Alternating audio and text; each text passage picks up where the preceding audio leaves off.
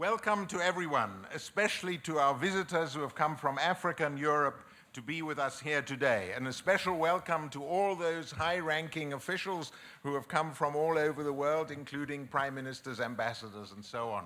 I haven't been able to refine my diplomatic skills to establish the correct order of the hierarchy, but you are all equally welcome. We are honored by your presence and your willingness to deal with a border that is increasingly unwelcoming. I'm David Freedberg. I'm the professor of art history at Columbia University and director of the Italian Academy. It's our great honor to be hosting this event today. When we at the Academy set up the International Observatory for Cultural Heritage in 2015, our main concerns were the conservation of cultural heritage, its meaning to the peoples for whom and amongst whom it was created, the question of displacement, both of monuments and of people, the many problematic and still triumphalist ways in which countries in the West deal with their colonial heritages, and ways of creating and ensuring conditions for just restitution. When we set up the Academy, Daesh had begun its violence and depredations across the Near East, and soon Trump was taking away the sacred lands of the ancient inhabitants of the United States. With our colleagues in the Department of Art History here, especially Zainab Bahrani, Elizabeth Hutchinson, and Zoe Strother, we turned our attention to the critical problems of our time. Just two quick events I want to mention as kind of trademark predecessors of this extraordinary day today. When Trump decided to annex 80% of the Berger National Park, thereby taking away the ancient and sacred lands of no fewer than 7 Native American tribes in the Southwest, we held a protest conference here which was attended and spoken to largely by members of those tribes who had barely ever been up to these sacred Lenape grounds in which we are sitting now. We then had Jim Cuno, the CEO of the Getty Foundation, making his defense of the Universal Museum, his defense of his policy of claiming that monuments were better preserved at the Getty than anywhere else in the world. I suppose one can put it in that slightly caricatured way.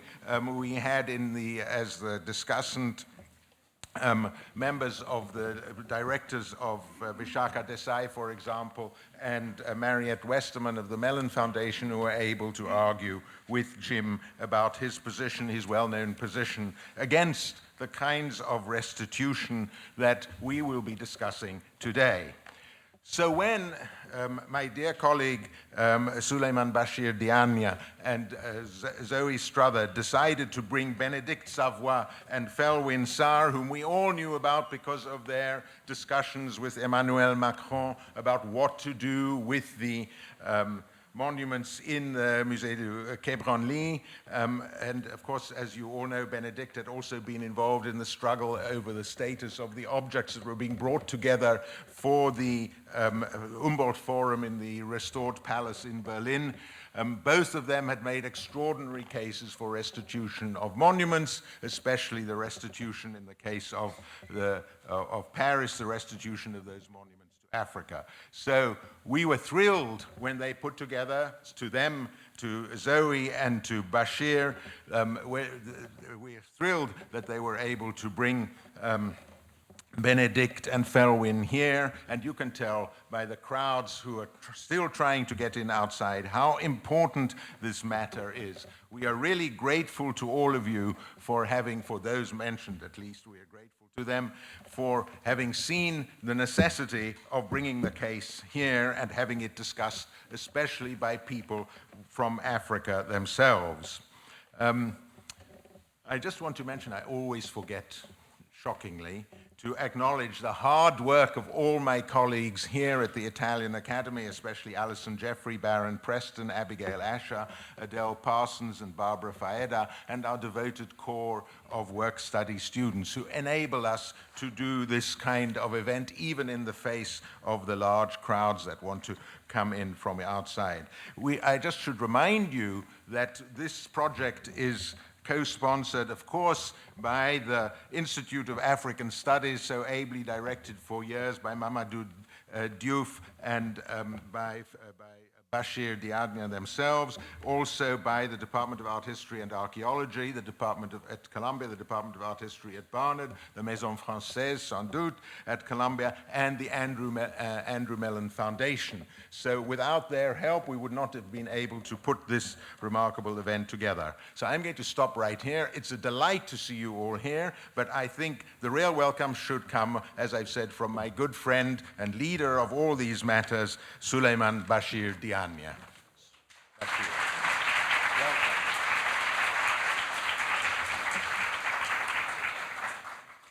Thank you, David, and good morning.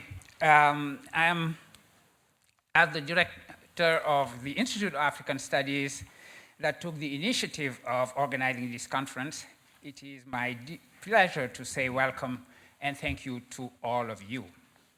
Columbia is home to a large and vibrant community of Africanists who teach and conduct research in different departments and schools in our university. Those are, first, of course, the Department of African Studies, that is MISAS, chaired by my good friend Mamadou Diouf, but also the School of Public Health, the Departments of History, Anthropology, Art History, Languages and Literature, both at Columbia and our sister college, Barnard. Now, the Institute's mission is to serve that great community of scholars, faculty, and students. So we consider it our task to create the space for a continuous discussion of important topics in relation to Africa or from an African perspective. No issue could be more relevant today than the question of restitution. In fact, this is not the first time we are having a meeting on restitution here at Columbia. But after a very successful workshop on the topic organized last April, it was the idea of my colleague and friend Zoe Strotter, a professor in the Department of Art History and a prominent member of our Africanist community, that to have both Professor Bénédicte Savoy and Professor Felwine Sarr come to campus for an international conference and a discussion with academics and experts in the fields of museums would add another dimension to the conversation. At the Institute of African Studies, we, that is Dr. Ginny Price, my colleague and friend, myself, and our colleagues Sergei, Minyang, and Miret, we embraced the project. Obviously, the first sine qua non was the presence of Bénédicte and Felwine. I knew I could count on their friendship to work on their crazy schedule and realize the miracle of making themselves available. And for that, I want to express my deep gratitude to both. We are also very fortunate to have in Patrice Nganang, who just arrived, Ugochukwu-Smooth Nzewi, Siraj Rasoul, Erika Jones, Pap Ndiaye, Dauda Keita, Marie-Cécile Zinsou, or Professor Paulin Huntonji, the best or among the best possible academics and professionals to speak on the issue. So thank you all for accepting my invitation. Last but certainly not least, your presence, such a wonderful crowd, such a wonderful audience, is a clear indication that this is indeed a timely discussion and the promise of rich and enlightening exchanges on the topic. The Italian Academy has immediately accepted to join forces with the Institute for the organization of this conference and to host our meeting in this gorgeous venue. So thank you, David. Thank you, Alison. Thank you, Abigail, Baron, Adele, Barbara. And thank you also to the Mellon Foundation for the immediate and generous support, to the Department of Art History, and to my very own Maison Française. And I want to thank again Shani Pierre. David mentioned it very quickly earlier, but as you know, the repatriation of African objects looted from the Kingdom of Abomey in present-day Benin is a crucial aspect of the issue. So this is why I would like to recognize Lionel Zinsou, the former Prime Minister of the Republic of Benin, who is here, who did not want to be recognized because he mentioned to me that he is here as a dad, just carrying the suitcase of his daughter, Marie-Cécile Zinsou, who is one of our speakers. So I pretend you're not here, but thank you, Lionel, for coming with Marie-Cécile.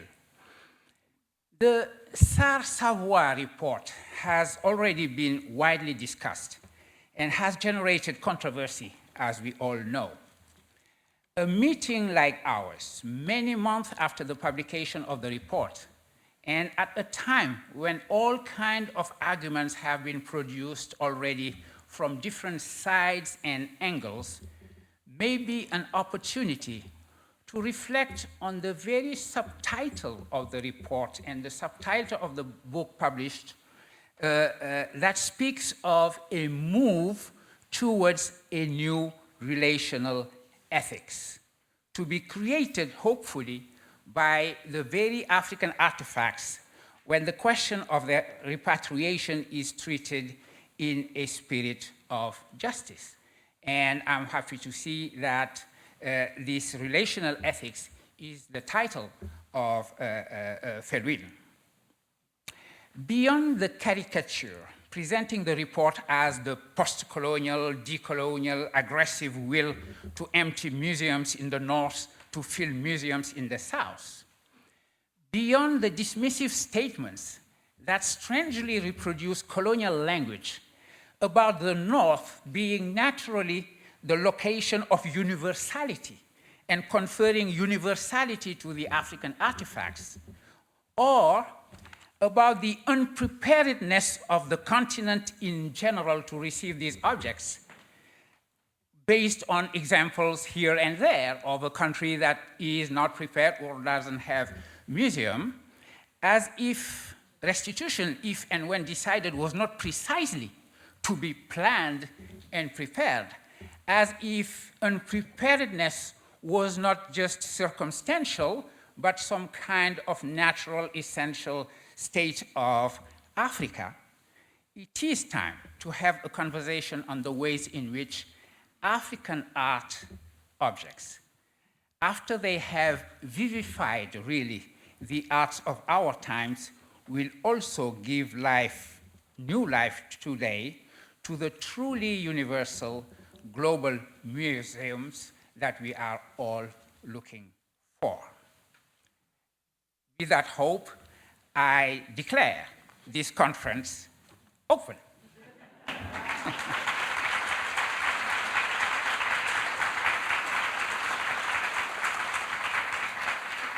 Now I would like to invite both Felwine and Bénédicte to join me here, and Felwine will be the first speaker coming to the podium.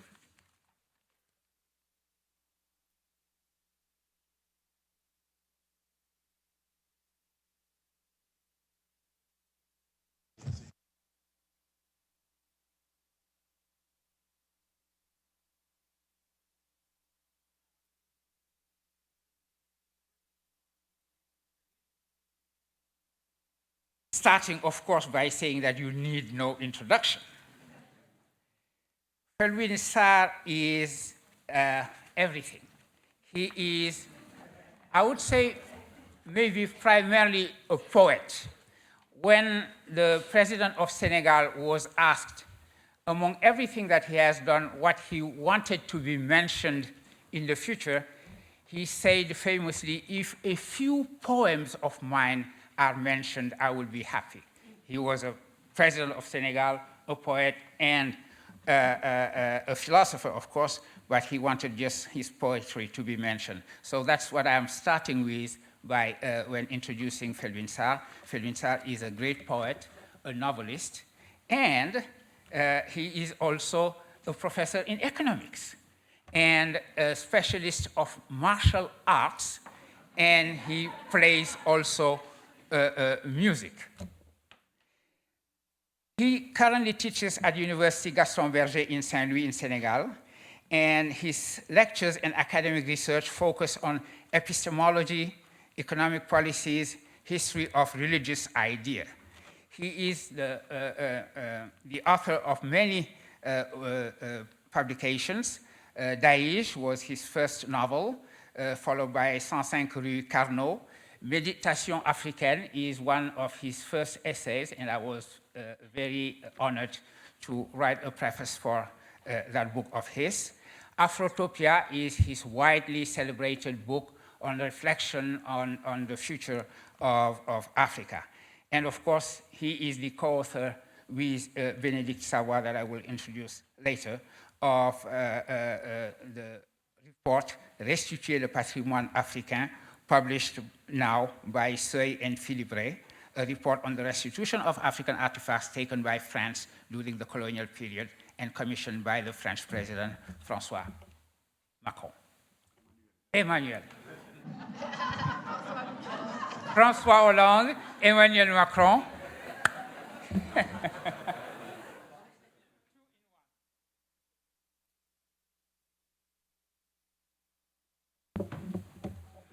I would like to start by saying my great pleasure of being here in Colombia. And I want to thank Souleymane for this kind introduction, and Zoe, Structure, Souleymane and Zoe both, and all the organizers of this venue for inviting me and giving me the opportunity to be part of this conversation. In March 2018, with my colleague Bénédicte Savoy and friend now, we were asked by the French president to write a report on the restitution of African artifacts taken during the colonial period from Africa. We delivered the report in November 2018. The report created, as you know, an important debate in France, in Europe, in Africa on the issue, and opened the door, hopefully, for the restitution of 26 artifacts of Benin Republic. I will not too much insist on our research and our main results. They are available in the report. And in a book Bénédicte Savoy and I have published last year. But I want to share with you some lessons from this experience related to history, memory, trace, reappropriation, and new relational ethics. The issue of restitution is an entangled one. The questions raised are not only limited to those of legitimate ownership. The implications of restitution are also political, symbolical, philosophical, and relational. Restitution opens up a reflection on history, memories, the colonial past, as well as the genesis and the development of Western ethnographic museum and collections. The issue also addresses the question of different conception of cultural heritage, the various modality of display of objects, as well as their circulation or translocation. I want to reflect on this issue, but mainly from the perspective of African societies. One of my interests in the restitutions of African artifacts is the role that patrimony and history can play for a young African in the project of rebuilding the African continent. For me, what is actually most needed in the African continent is a renewed imaginary of a future. The reconstruction of a self-esteem threatened by years of alienation, and the ability for young Africans to inscribe themselves in a long history of creation and meaning production. The objects, the artifacts, are archive of the long history of creativity in Africa. They are also texts, support of social and spiritual practice. Everyone knows the crucial role they played in contemporary art history in Europe by inspiring the avant-garde. Therefore, the reappropriation of an important or a significant part of their cultural heritage by Africans, especially young Africans, opens space for creation, imagination, and I think also for a reinvention of all the forms, economic, social, and political. My first point will be about the reappropriation of one's memory and history. The absence of an important part of one's cultural heritage can silence memory and make the work on history of the young nation, or the young African nation, rather difficult. Lynn Hunt, an American historian, reminds us that the historical truth, in brackets, as proven and irrefutable it may be, based on archive or traces or eyewitness, is never completely sheltered from threats. This truth is therefore more fragile when the traces that were supposed to document it were flawed. It's why it's crucial to understand the context in which the object of African cultural heritage were taken, plundered, or transferred from African countries to Europe.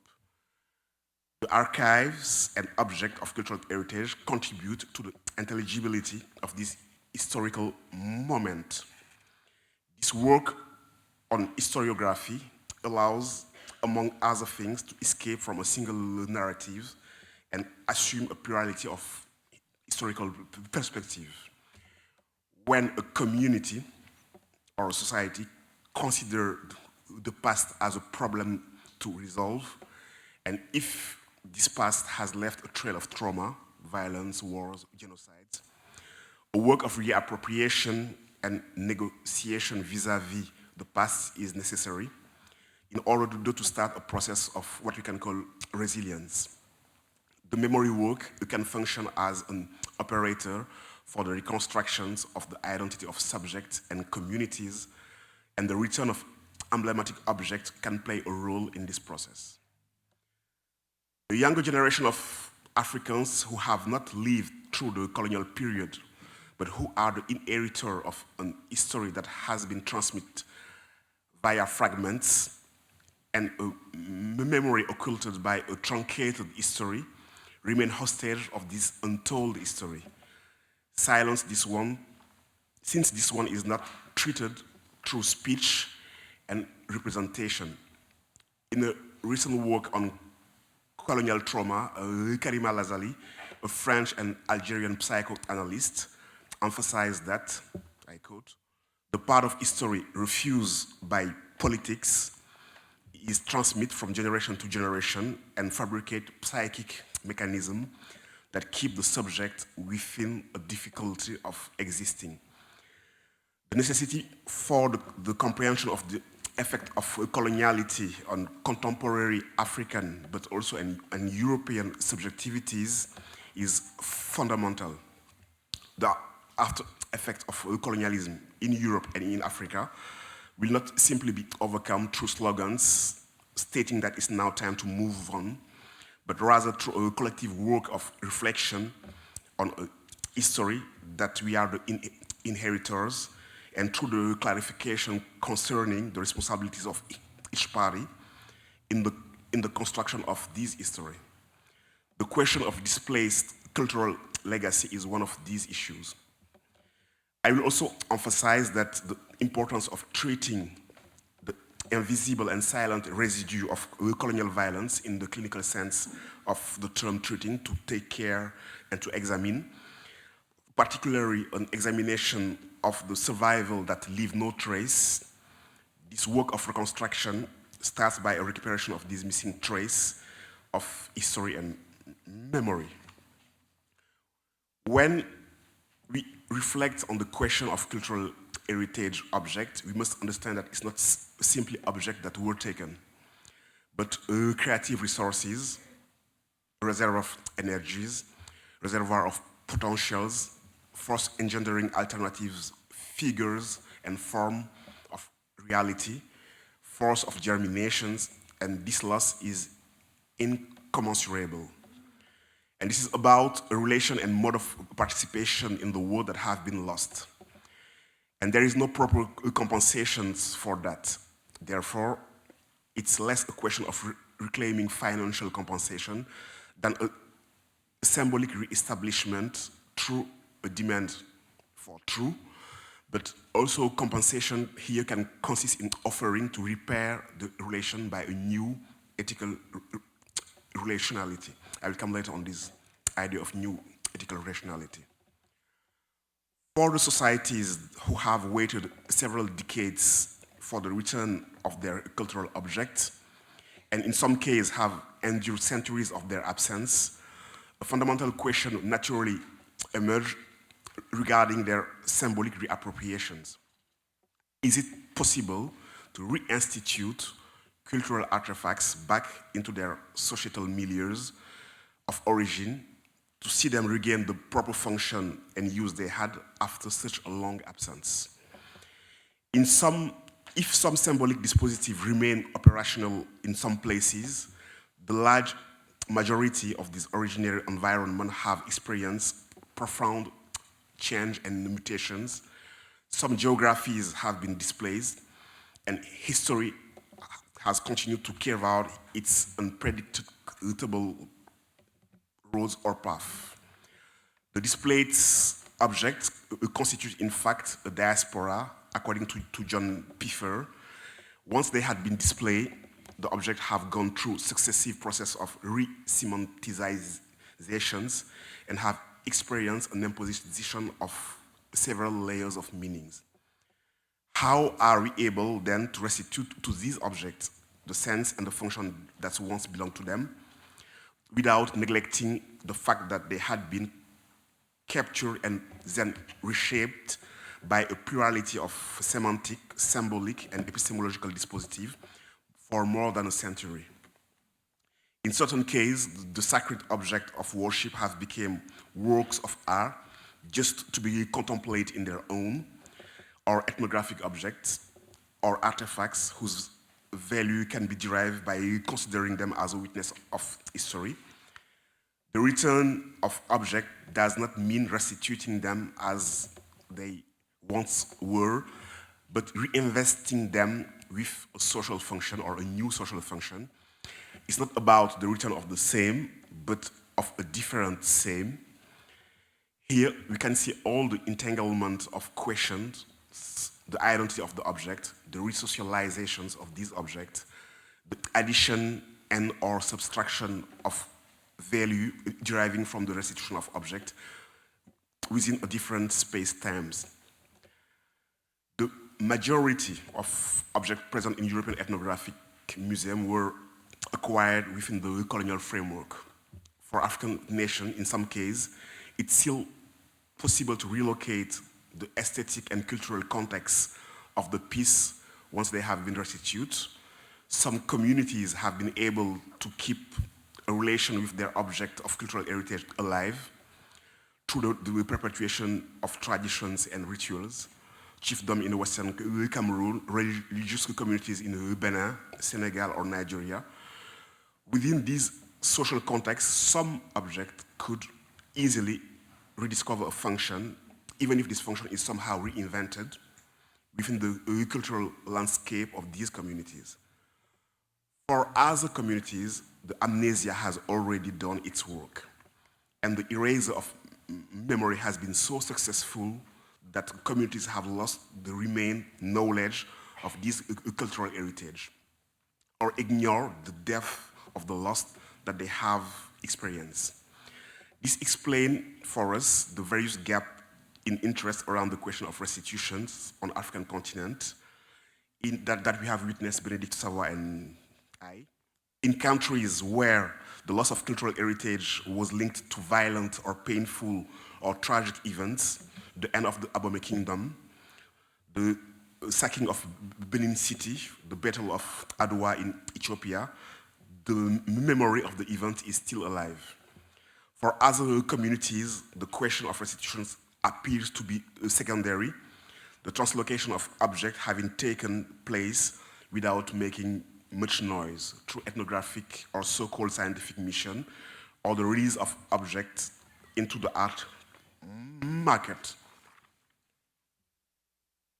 For the African countries, it's about accomplishing a twofold task. One, the reconstruction of their memories. Two, a work of self-reinvention through a re-semantization of or a re-socialization of the object of their cultural heritage. By reconnecting these objects with the current African societies and the question and problem that these contemporary societies are facing. It's the responsibility of African communities to define their own vision of cultural heritage, the epistemological dispositive, and the ecologies in which they would like to reinsert these objects, and these ecologies are necessarily plural.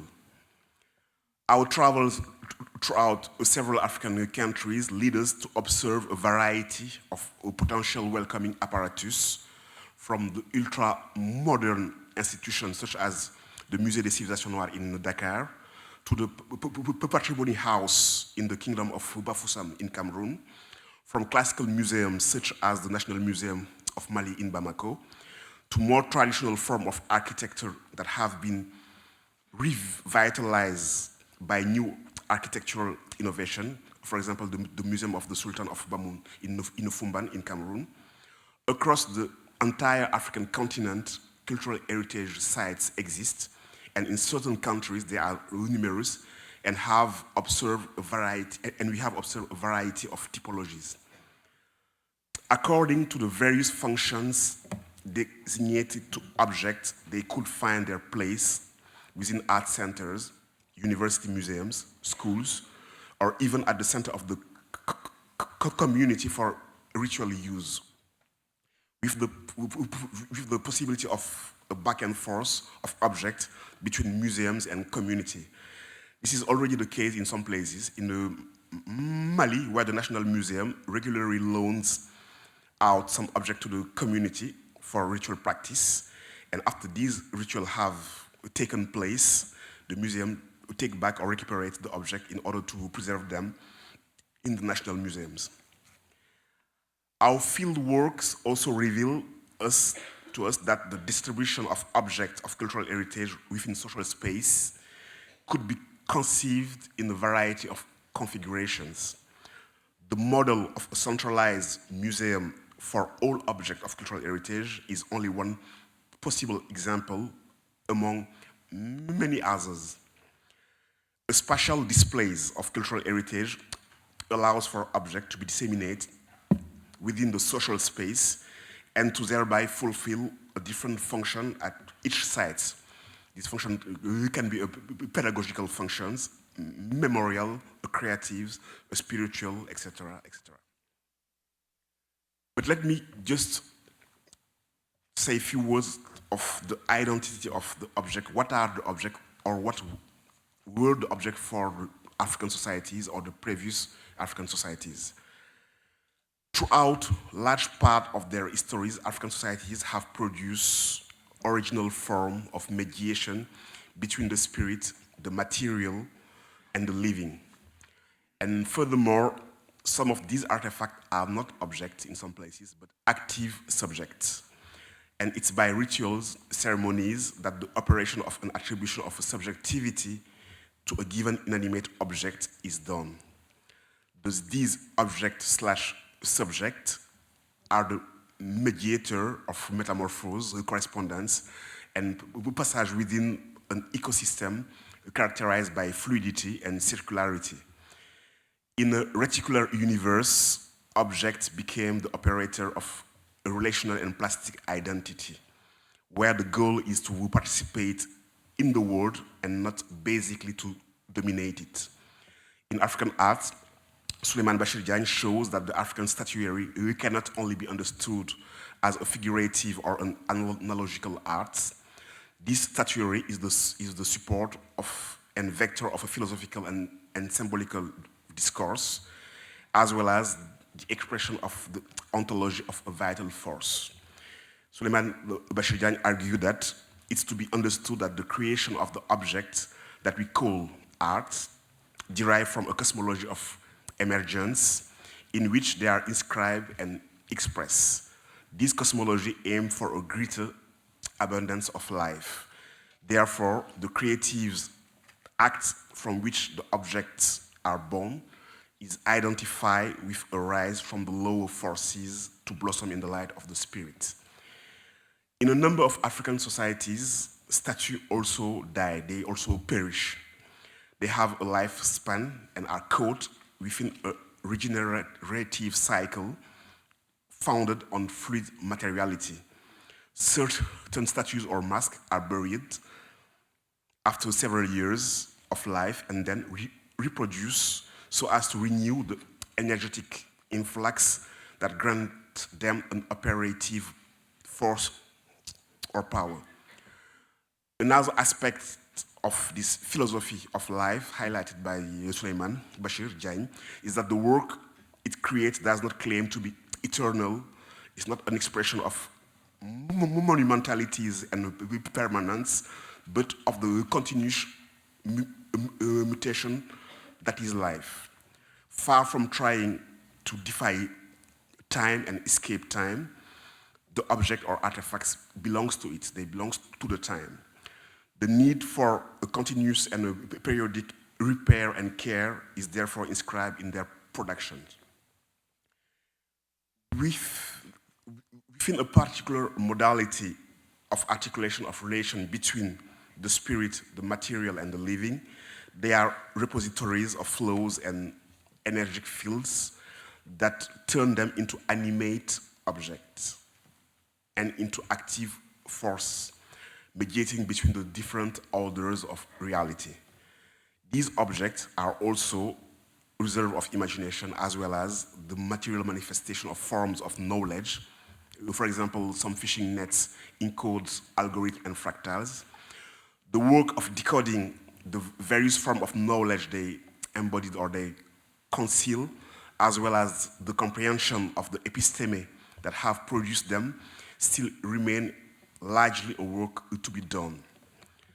Also, the biography of the objects are to be renewed by adding to the Western anthropological knowledge, the knowledge of the community that have produced these objects. This opens the possibility of a plurality of conceptions of patrimony, of relation to the object and their ecology, or to their social functions. All these archive, forms of knowledge, universe, and the cognitive resources they conceal remain to be explored and could lead to ambitious academic and artistic research programs.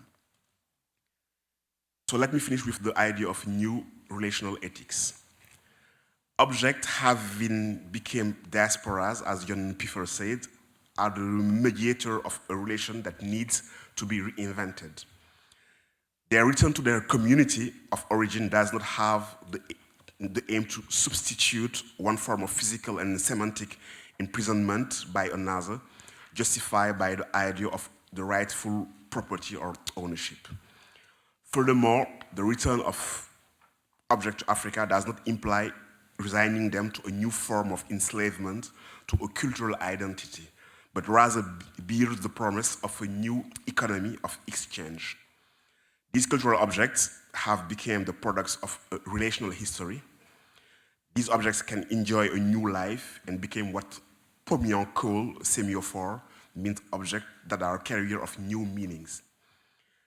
Most of the museum's curators on the African continent with whom we spoke saw the restitution in this manner and prepared to circulate the piece of cultural heritage within both continental and global geography. The argument according to which the act of restitution implies that cultural heritage objects only retain their legitimate life within their ordinary geocultural environment, and equating this with the idea that the cultural object must therefore remain at their originary home is false. This argument ignores the long and rich history of museum cooperation between Europe, Africa, and other geographies, and the shared circulation of artworks and collections. The historical windows that has opened up in Ouagadougou in November 2017, preparing the path toward the restitution of African cultural heritage, can establish a new era in cultural relation between all the landscapes and the geographies, Europe, America, Africa, Asia, etc.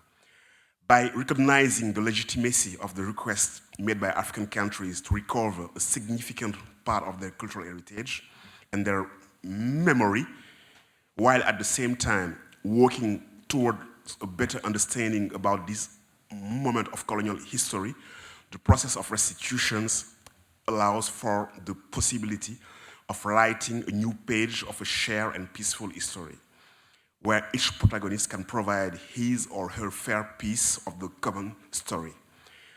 The artifacts, by having incorporated several regimes of meaning, have become sites of the creolization of culture, and as a result, they are equipped to serve as mediator of new relationality or another relational ethics.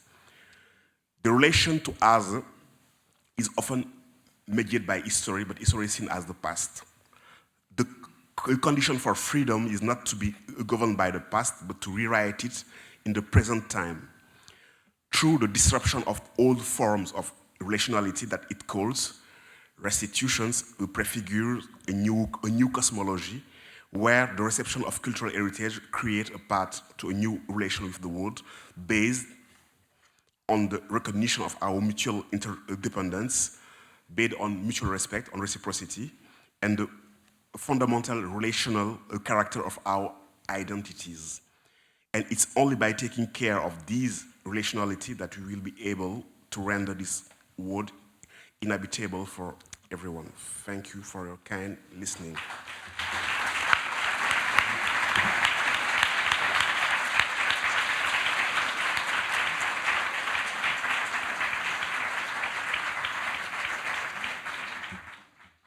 Thank you very much, Felwine. I will now invite Bénédicte Savoy to give her presentation. After that, we will have a discussion. I'm speaking as the president of Bénédicte Savoy's fans club. That is my position. Bénédicte is professor of modern art history at the Institute of Art History and Historical Urban Studies at the Technische Universität Berlin. She has been professor of modern art history at the Institute of Art History and Historical Urban Studies there since 2009.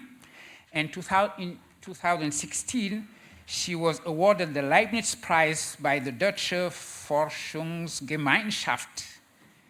And Bénédicte Savoy is a member of the Berlin-Brandenburg Academy of Sciences and Humanities and of the German Academy for Language and Literature. And in 2016, she was made a professor at the Collège de France in Paris, where she is the colleague of our colleague and friend, Antoine Compagnon.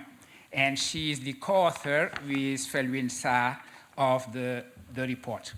Of course, Bénédicte will speak the language of the gods.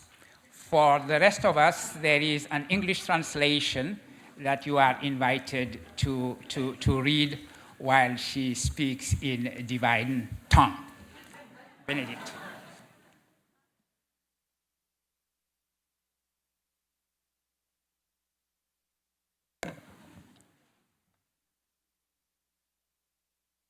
Un très très grand merci de tout cœur à Souleymane Bachir Diagne et Zoé Strota de m'avoir invité ici, et un grand merci à vous tous d'être si nombreux pour évoquer avec nous cette question des restitutions.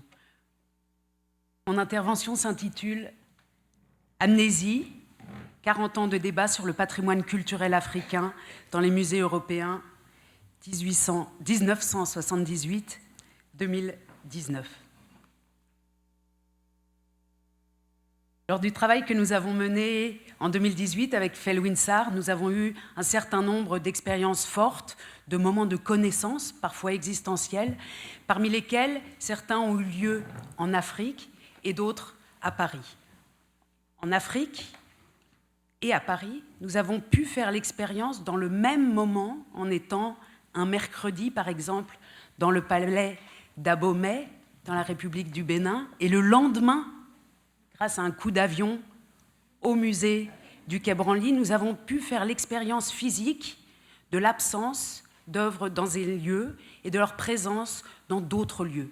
Cette expérience qui peut faire l'objet d'une théorie, la présence de l'absence, nous l'avons vécue dans nos corps physiquement, et cela, ça a été une expérience très importante lors de notre travail. Une autre expérience a été une expérience d'ordre intellectuel, une émotion historique en quelque sorte, la découverte dans les archives, à Paris, du fait que le travail que nous étions en train de mener, Felwine et moi, en 2018, avait déjà été fait dans les années 1970. Et vous voyez ici certains documents que l'on trouve, par exemple, au musée du Quai Branly, qui datent de la fin des années 70. Je vais y revenir. Expérience physique, expérience intellectuelle. Dans mon exposé d'aujourd'hui, j'aimerais revenir sur la double amnésie qui semble frapper les sociétés européennes, l'amnésie coloniale des visiteurs de musées qui ignorent, jusqu'à aujourd'hui, souvent à Paris, à Berlin, peut-être aussi à Londres, qui ignorent le passé et les raisons pour lesquelles ces collections sont venues chez nous en Europe, qui ignorent ce passé colonial, première amnésie. Et deuxième amnésie, le fait que nous avons complètement oublié que le débat a déjà eu lieu. Felwine et moi, nous avions 10 ans, nous étions de petits-enfants, quand tout a déjà été dit et presque pensé jusqu'au résultat.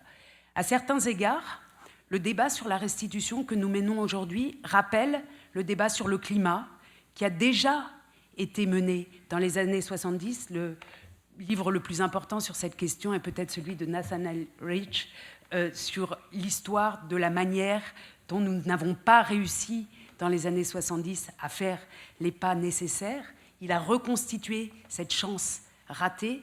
Et pour nous, pour l'histoire des restitutions, on est dans un même phénomène. En 1979, il semblait qu'on était très près de restitution et on est reparti en arrière et on doit recommencer ce débat. Donc les réflexions que je voudrais faire aujourd'hui s'inscrivent dans ces logiques et dans ce moment de la fin des années 70 d'une part, et vous voyez que ça ne nous occupe pas seulement nous dans le monde de la culture et des musées, mais que d'autres sont en train de s'interroger, en particulier sur cette année 1979, qui a été considérée par certains comme le moment où le présent que nous avons aujourd'hui a commencé. Mon exposé s'articule en 3 parties. La première s'intitule, qui dure chacune 6 minutes. La première s'intitule « Histoire, mémoire et télévision ». La seconde, force politique. Et la troisième, le spectre de la restitution.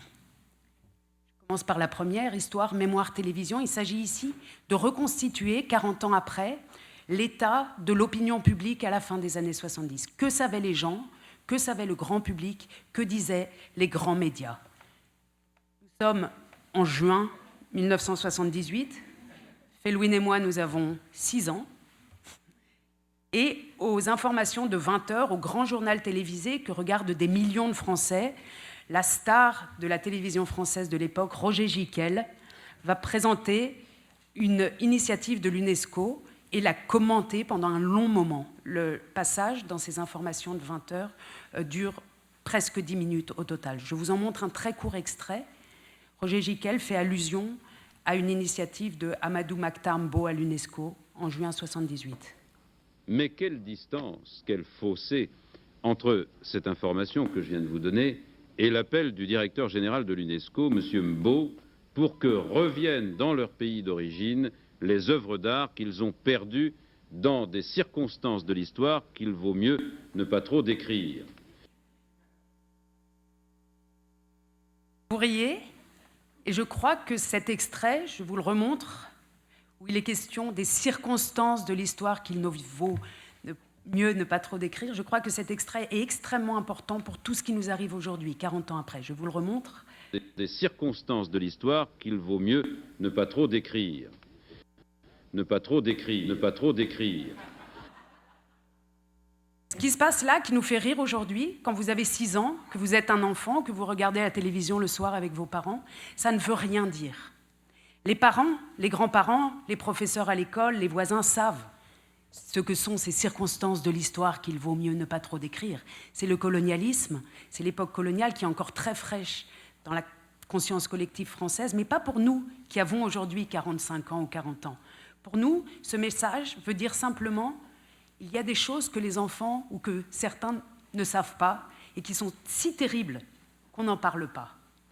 Et on en a si peu parlé que 40 ans après, nous autres, sommes obligés de reconquérir cette mémoire qui a été interrompue dans certaines circonstances.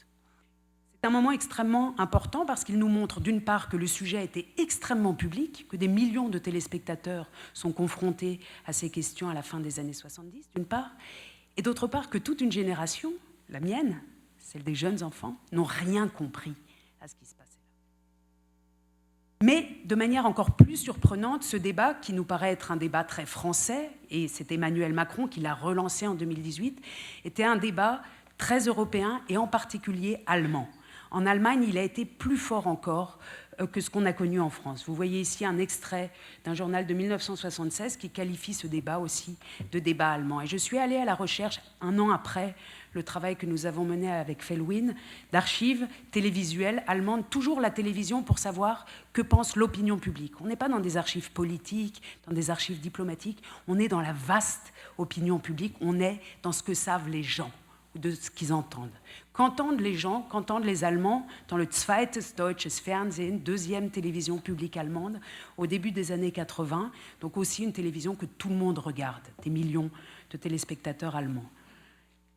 Il y a eu cette année-là une émission spectaculaire dans un décor néocolonial fait de palmiers, de bananiers et de huttes, une émission qui dure 3 heures avec 15 intervenants, des hommes, des femmes, des juristes, des représentants de l'UNESCO, un historien, des directeurs de musées et même un psychologue de la société qui explique pendant plusieurs heures où en est le débat en Allemagne et qu'il explique non pas avec ses gestes comme Roger Gicquel d'amnésie, de « laisse-nous oublier ce qui s'est passé, n'en parlons pas », mais qui en parle de manière extrêmement explicite. Je voudrais vous montrer simplement un court extrait, une intervention d'un ethnologue, le docteur Tirmiziou Diallo, qui est originaire de Guinée et qui, devant des millions de téléspectateurs allemands, explique le problème, entre d'autres intervenants. Vous allez voir, j'ai seulement 3 phrases rapides, mais pour vous donner une idée de ce que savent les gens il y a 40 ans. Diese Ausbeutung, die war nicht nur materieller Art, die war auch kultureller Art.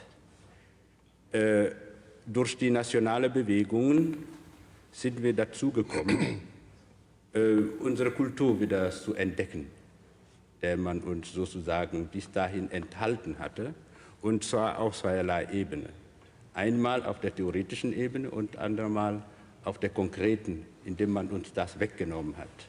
Und ich denke, man sollte einen Weg finden, in dem, soweit von den Ländern verlangt wird, die Objekte, die für unsere weitere Entwicklung, kulturelle Entwicklung wichtig sind, zurückgegeben werden. Vous voyez qu'il y a après, je l'ai coupé, mais un long silence sur ce plateau, et la revendication de la restitution est extrêmement explicite, et les raisons pour lesquelles cette restitution doit avoir lieu ressemblent à celles que nous évoquons, que nous avons réinventées aujourd'hui, en quelque sorte, la question de la réappropriation de sa propre histoire et de son propre passé. Tout cela, c'est au tout début des années 80, et l'opinion publique est au courant. Vous avez simplement là 2 exemples de télévision. Il faut imaginer des piles d'articles de journaux qu'on retrouve dans les archives, tant en anglais, en français, en allemand, sur ces sujets. Alors, quelles sont les forces politiques, deuxième partie, les forces politiques qui sont derrière cette mobilisation de l'opinion publique? Qui travaille à cela? Qui veut qu'on en parle à la fin des années 70? Là encore, si on consulte les archives politiques cette fois, et par exemple les archives des ministères des Affaires étrangères, dans le cas présent celui de la Bundesrepublik allemande, on trouve toutes sortes de documents qui permettent de cartographier les forces en présence et de comprendre qui lutte contre qui mène la bataille, qui résiste, quels sont les acteurs de ce débat des années 70. Vous avez bien sûr, comme l'un des acteurs principaux, l'UNESCO, d'abord les Nations Unies et l'UNESCO, dont les papiers que l'on retrouve en Allemagne ou aux Affaires étrangères à Paris sont annotés. On voit comment les ministères réagissent aux propositions de l'UNESCO. Vous avez les musées, certains musées africains. Vous voyez ici une lettre en tête du département fédéral des Antiquités de Lagos, du Nigeria, une lettre signée par Ekpo Eyo. On reviendra sur le rôle très important qu'il a joué dans les années 60 déjà, puis 70 et au début des années 80, le grand archéologue nigérian. Et puis vous avez aussi des lettres, vous voyez ici encadrées en rouge, que par exemple les ministères de l'Intérieur, le ministère des Affaires étrangères envoient au musée pour leur demander de réagir. Et vous trouvez dans ces dossiers également les réactions des musées, ici par exemple celle du musée de Stuttgart. Avec toutes ces sources, on peut très bien reconstituer ce qui a avancé et ce qui n'a pas avancé et pourquoi. Je vous passe les détails. Peut-être, j'évoque simplement 3 ou 4 dates importantes, celle de 1973, où on voit que les dossiers dont je parle sont des dossiers qui sont aussi grands que moi, si vous voulez. Quand on les empile du côté allemand et du côté français, on arrive à des grandes sommes de papier. Ces sommes de papier augmentent ou ont des pics autour de l'année 1973, avec une déclaration, à la suite de la déclaration de Mobutu à l'ONU. En 1976, au moment où l'UNESCO organise une grande conférence sur ces questions à Venise. En 1978, quand Amadou Mokhtar Mbow, dont nous avons vu le visage tout à l'heure et que je vais remontrer, publie un appel pour le retour à ceux qui l'ont créé, je le cite, des œuvres venues de ce qu'on appelait à l'époque le tiers-monde. Et voilà les deux personnages. D'un côté, donc, Amadou Mokhtar Mbow, qui est né en 1921 et qui vit encore aujourd'hui, et Ekpo Eyo, archéologue et directeur du département fédéral des antiquités du Nigeria à Lagos. Ce sont eux deux les meneurs de l'histoire. Ce n'est pas l'Europe qui, dans les années 70, a commencé à se dire il faudrait qu'on réfléchisse un petit peu à notre passé, il faut remettre ça sous la table. Non, ce sont les puissances africaines au sein de l'ONU puis de l'UNESCO qui mènent la musique, qui la mènent avec beaucoup d'énergie, avec beaucoup de courage aussi, contre d'importantes oppositions. Et ces deux acteurs-là sont ceux dont la main se retrouve le plus souvent dans les archives et qui voyagent aussi considérablement dans le monde entier pour faire bouger la question. Ils y arrivent presque, et en 1981, vous voyez ici, est publié un formulaire que l'on retrouve en mains exemplaires dans les archives, un formulaire de l'UNESCO en 3 langues, qui est un formulaire type pour les demandes de retour ou de restitution. On peut dire qu'en 1981, tout est prêt. Ce formulaire est très simple à remplir et on s'attend à ce que les pays qui ont été dépossédés de leur patrimoine culturel à l'époque des différentes colonisations européennes vont faire des petites demandes administratives et que les œuvres vont revenir. Tout semble prêt, mais non, à partir de ce moment-là, les choses ne vont plus fonctionner.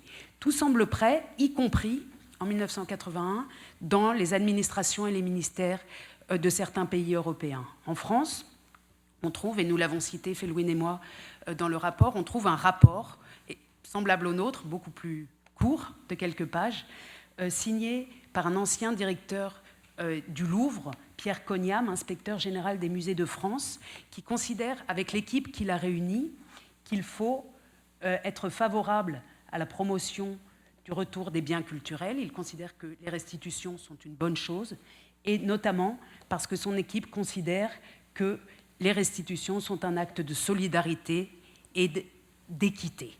Donc, du côté français, le chemin, le terrain semble préparé pour des restitutions. Nous sommes en 1981-1982.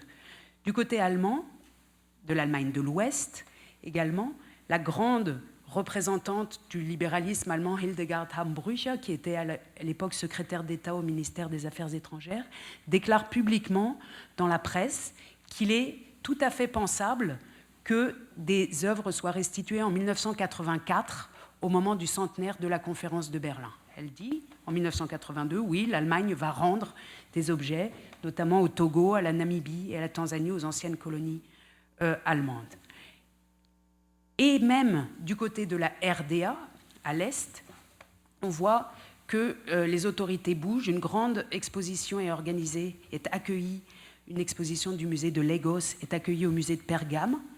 Et la présence de cette exposition à Berlin permet à Ekpo Eyo, vous voyez l'inauguration ici, on est en plein dans la RDA des années 80, permet à Egboeyo de soulever, vous voyez ici dans un court extrait son nom, le terme de restitution et le terme de ministère, de soulever la question, et les ministères en RDA, donc dans le bloc de l'Est si on veut, se posent aussi des questions sur la manière dont mettre en œuvre ces restitutions. Dernier point, tout cela échoue.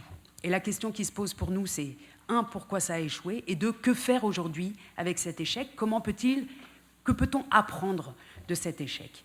La question qui se pose, c'est quelles sont les structures, quelles sont les personnes, quelles sont les dynamiques, quels sont les événements qui ont pu empêcher que des choses qui paraissaient si proches du résultat n'aient pas lieu.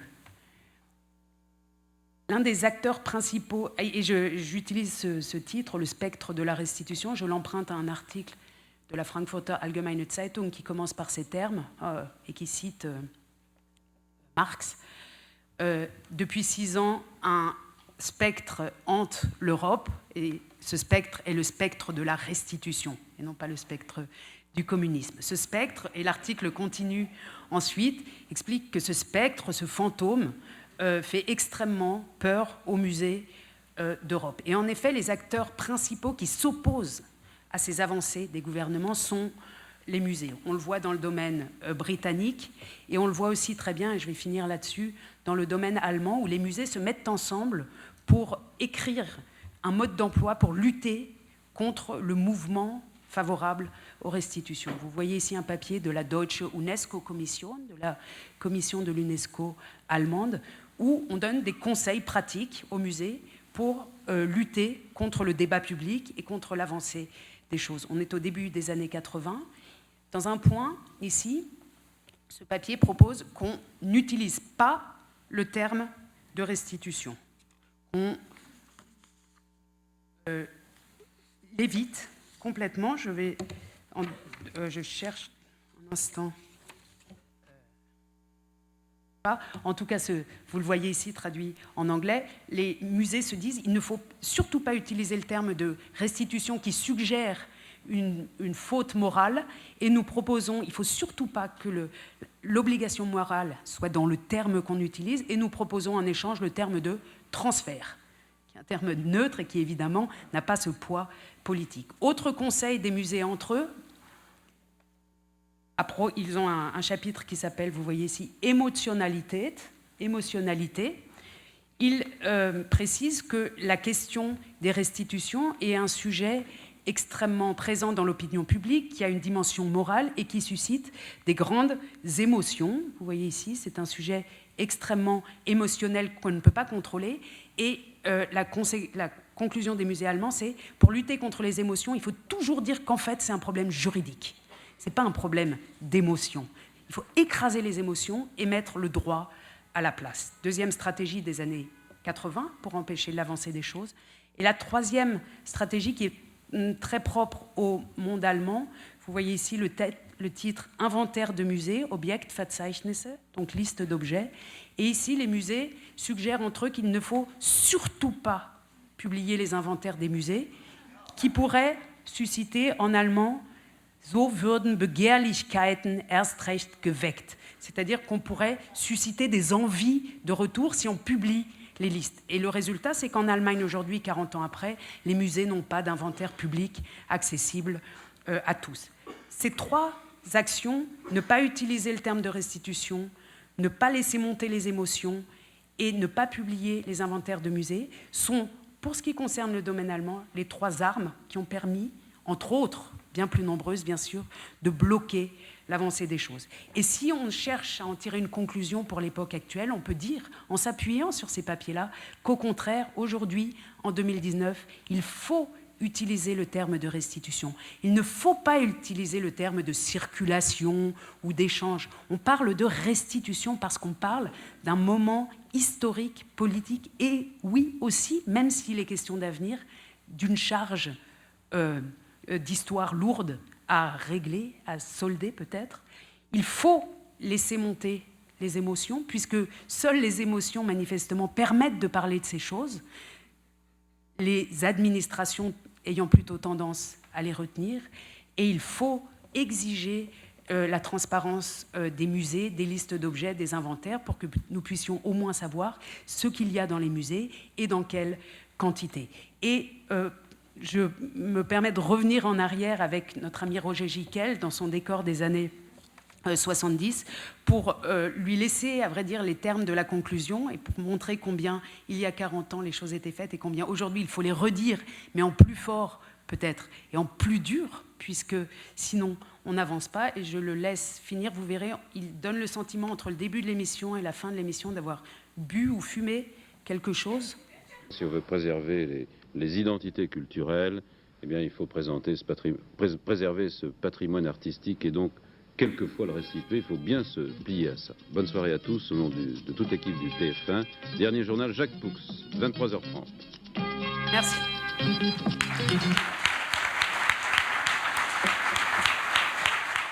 It is now my pleasure to invite my good friend Smooth to make his presentation. Let me just say that Ugochukwu-Smooth Nzewi is the Stephen and Lisa Tannenbaum Curator in the Department of Painting and Sculpture at the Museum of Modern Art.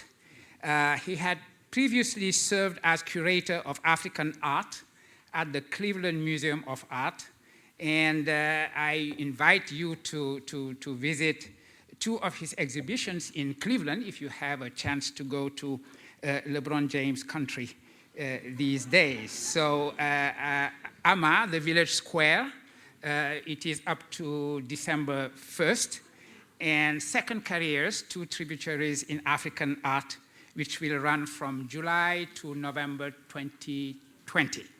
And this latter exhibition explores, I quote, the status of canonical African art objects when they begin their second careers upon entering museum collections. So, Smooth, floor is yours, and please be seated next to me instead of having that.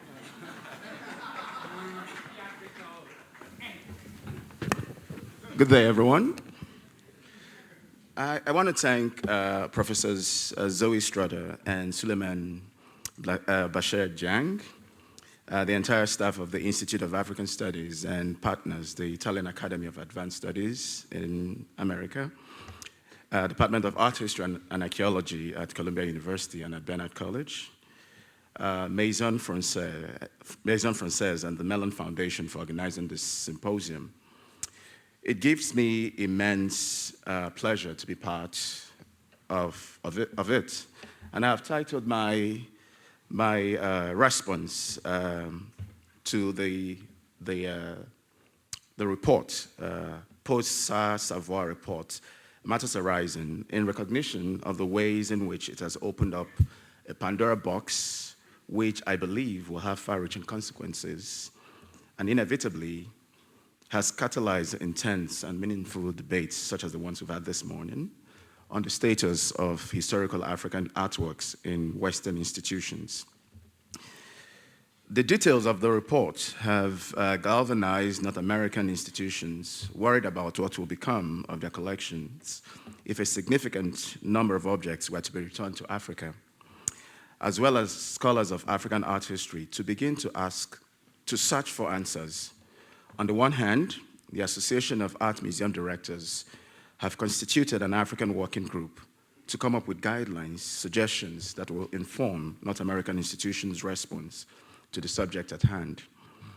I am not privy to the outcome of the October 4 meeting because I was in Brussels with you, but suffice to say that while this is a proactive and welcoming, it's imperative that whatever guidelines are ultimately arrived at should consider the position of museum professionals and other stakeholders on the continent, and perhaps that of regular folks whose perspectives are not often accounted for. Sarr and Savoy report makes this rather obvious. Ordinary folks are spoken for by the cultural/intellectual elite, including myself and many people in the room. Yet, they are the ones expected to take advantage of the objects when they become available on the continent. Their opinion on this subject at hand matters and must be cultivated. On the other hand, academics are equally worried about what will become of an already endangered field, given the decline in art history enrollment, and especially in African art, if the objects return to Africa. In fact, some of our colleagues have painted a doomsday scenario for African art history if Western museums were to be emptied of their holdings. And I want to paraphrase a senior and distinguished colleague whose name I will not mention. The repatriation of objects to Africa in large numbers will result in African art being written out of art history. While one does not pray for something that drastic to happen, it brings to mind the fact that the field in itself is a Western invention, and that Africans are sidebars in the legitimation of African art history. As such, the field's guaranteed lifespan is at the mercy of those who invented it. Having said that, I want to applaud the commitment and diligence of the Congolese collector, Sindika Dokolo, with regard to his Dundo initiative. Launched in 2014, the project traces artworks looted from the Dundo Regional Museum collections during the period of Angolan Civil War from 1975 to 2002. Rather than waiting for the benevolence of Europe, the Dundo initiative identifies these works, makes an offer of purchase at a fair market price, whatever that is, when it is the case, and return the object in question to Angola. I was fortunate to see two of the recently repatriated objects, a so-called Luena fly whisk, returned to Angola by the heirs of a Belgian collector via the dealer Pierre Lou of Brussels, and a so-called Chigongo mask of Chokwe peoples acquired on the market a few days ago in the context of the Incarnation exhibition at the Beaux-Arts in Brussels. Similar efforts such as this must be encouraged, but this is not to say that Europe should be let off the hook. In the past, I've referred to Dokolo's approach as a Chinese model, wherein China and Chinese collectors track significant objects that left their country, both legitimately and illegally, acquire them and return them to China. The Dundo initiative is by no means the first or only attempt at repatriating objects by acquisition. There are historical precedents as cited in the Sarr and Savoy document. They include the Nigerian government's acquisition of Benin bronze plaques in the 1950s, 1960s, and early 1970s for the National Museum in Lagos and Benin. This article, published in the Art newspaper in April of 2002, details how the British Museum has sold over 30 Benin bronzes to Nigeria since World War II. While it is disingenuous that Nigeria had to buy back objects looted from the country, my final point is that we can still hold Europe, or rather Western collections, accountable, but that should not prevent a proactive and robust approach as the Dundo initiative suggests. So, what I want to do with my remaining time is to look closely at some aspects of the report. And this passage caught my attention in that it describes the reason for restitution.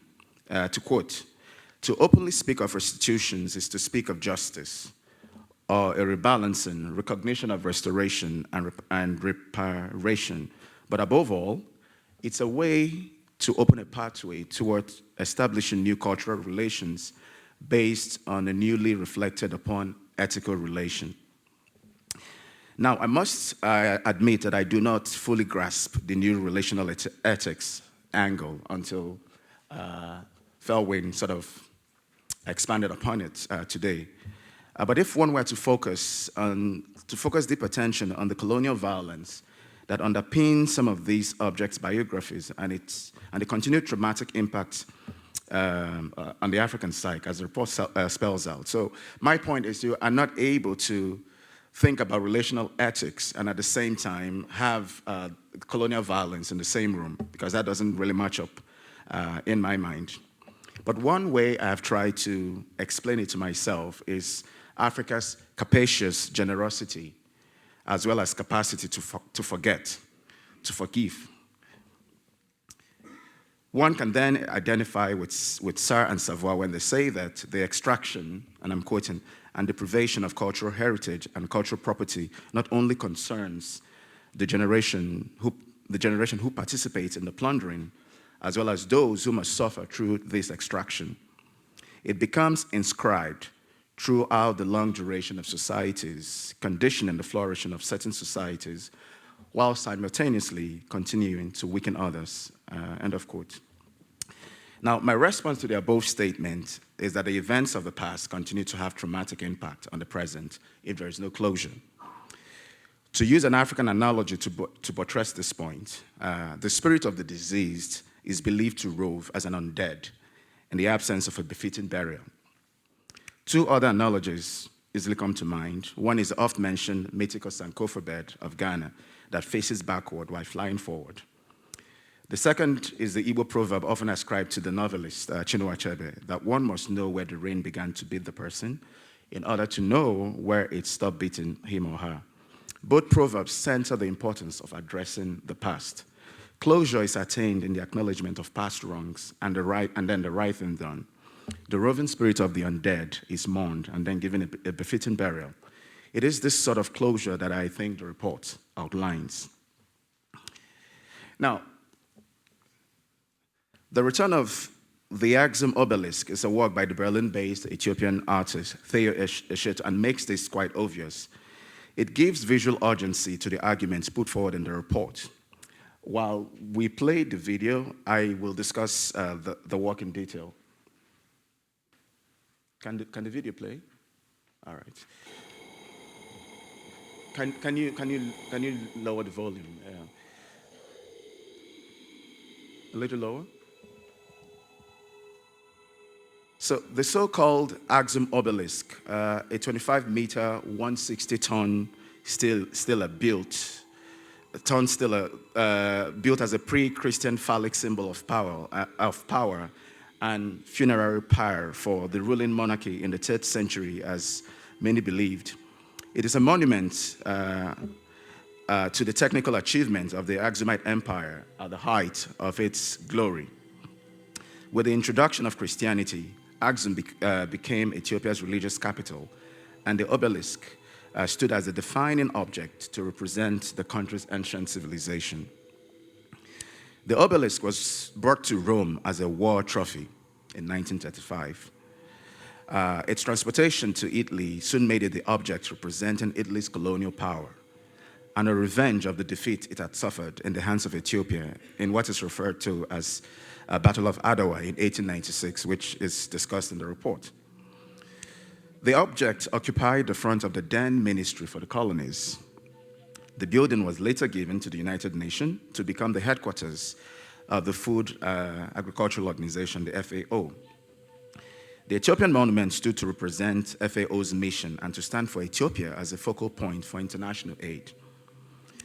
The dilemma of the post-colony was politically played out around the discussions of the obelisk's return to Ethiopia. But for Ethiopians in Rome and the Orthodox Church, it was an important presence in the eternal city and showed a spiritual tie between Rome and Axum as the two important capitals of Christianity.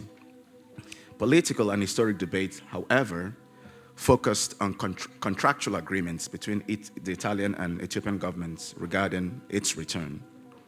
In the end, it was an unexpected act of nature that prompted the decision for its restitution.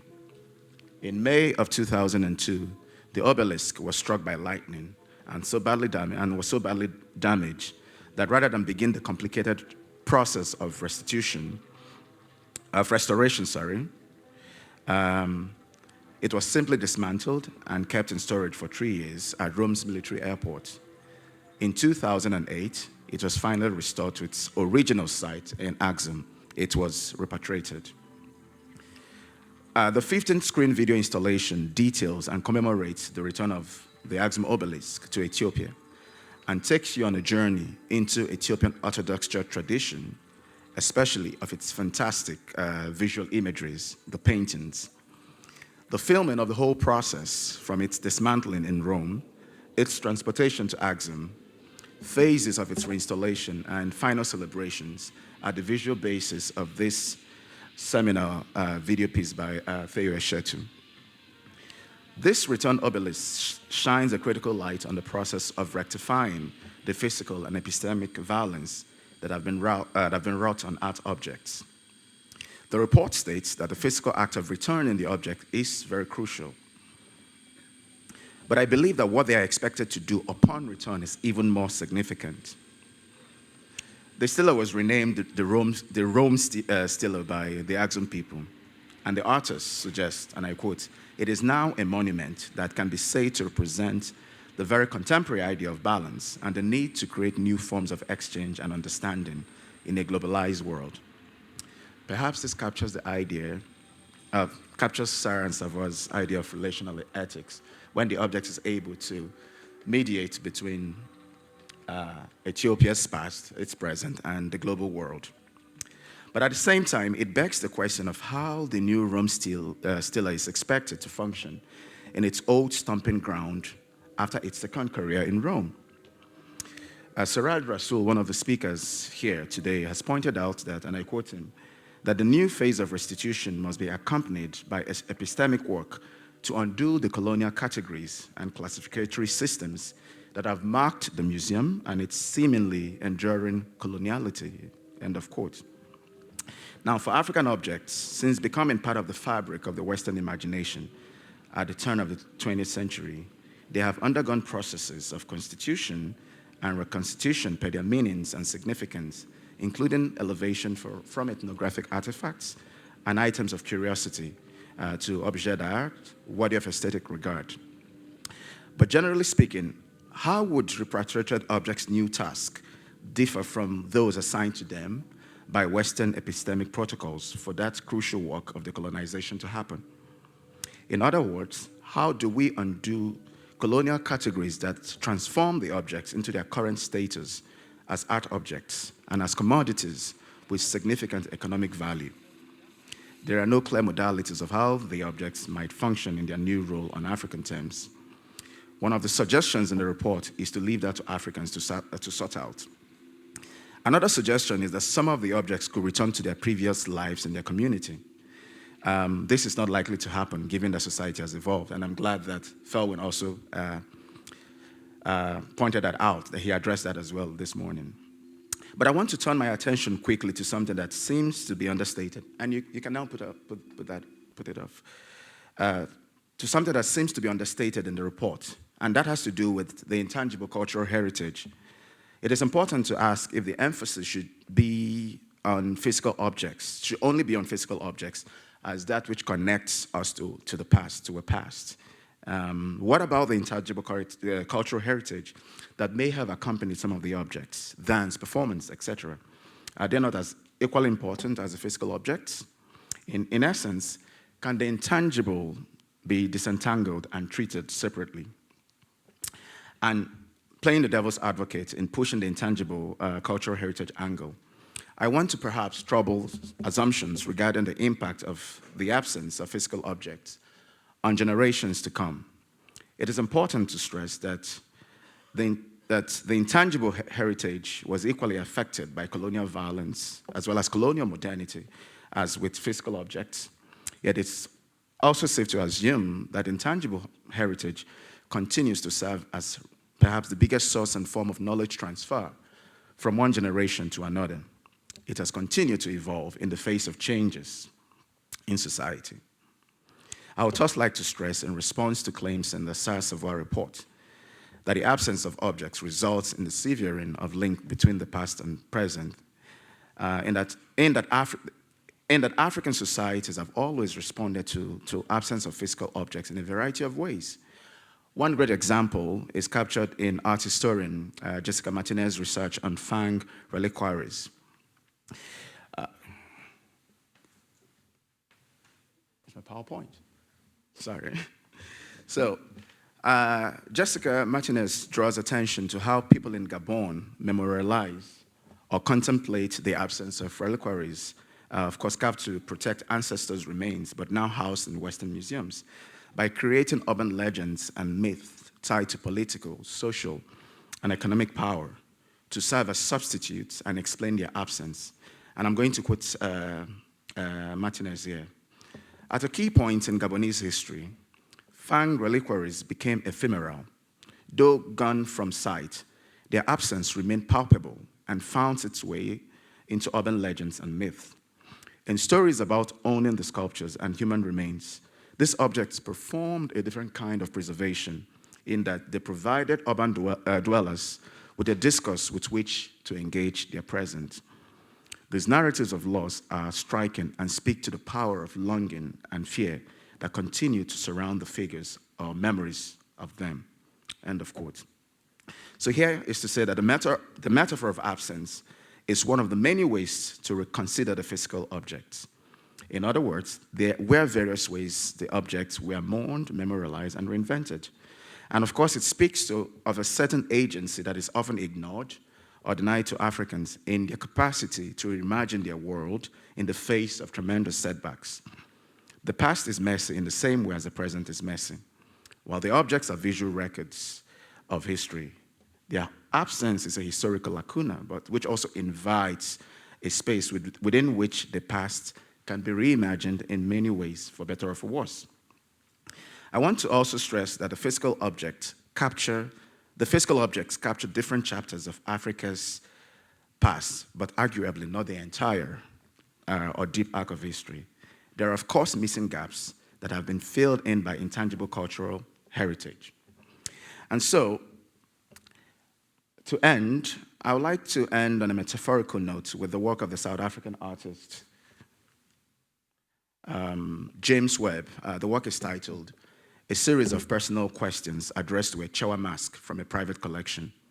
The work is from 2018. The mask is believed to represent Elvis Presley and would have been made for pedagogical purposes to instruct on morals, appropriate behavior, and traditions. The artwork is staged with a Chewa mask on display and presented with the voice of the questioner. And the questions go like this. What are your memories of the trees that you are carved from? What was your first experience of community? How have people's interpretations of you changed with time? After our time together, where would you like to be returned? Have you been misinterpreted in the past? Where are you being misinterpreted now? Where and when did you last dance the Gule Wankulu? What kind of histories are you bound up in? What kind of life do you want to live? What is your last memory of flesh? Who fitted best in you? What do you enable others to do? In other words, if the objects could speak rather than being spoken for, as the case is with majority of Africans, how would they speak about their biographies that are a combination of their first and second careers? Thank you.